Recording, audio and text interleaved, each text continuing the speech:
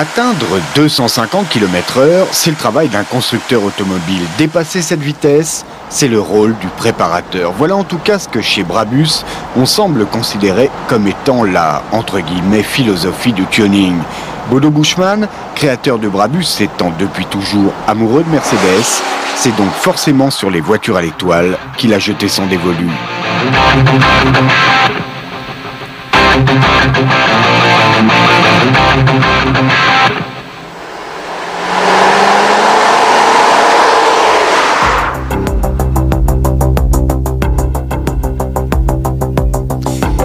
Voici le résultat de son travail sur un Roadster 500 SL.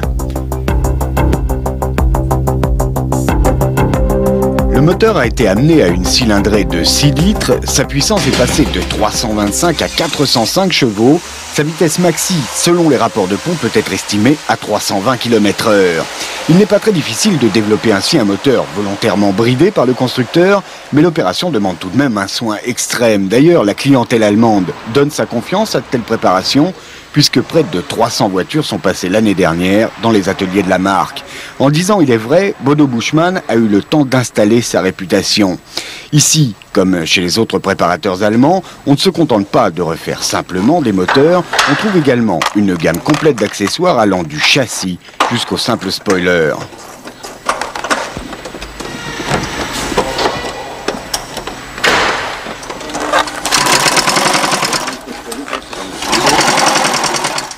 Les modifications intérieures, elles aussi, font partie du catalogue. Brabus dispose par exemple d'un atelier où les cuirs proviennent de chez Connolly, en Grande-Bretagne. Des cuirs qui donnent plus de souplesse à la rigueur habituelle du confort allemand. Ici, on refait à la demande un intérieur complet dans la meilleure tradition, c'est-à-dire tout à la main.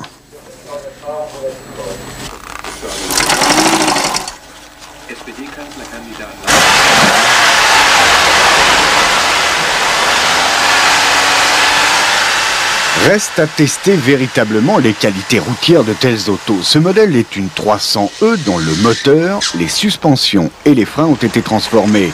Avec 3,6 litres, 24 soupapes, 285 chevaux, la vitesse maxi annoncée et vraisemblablement atteinte est de 270 km/h.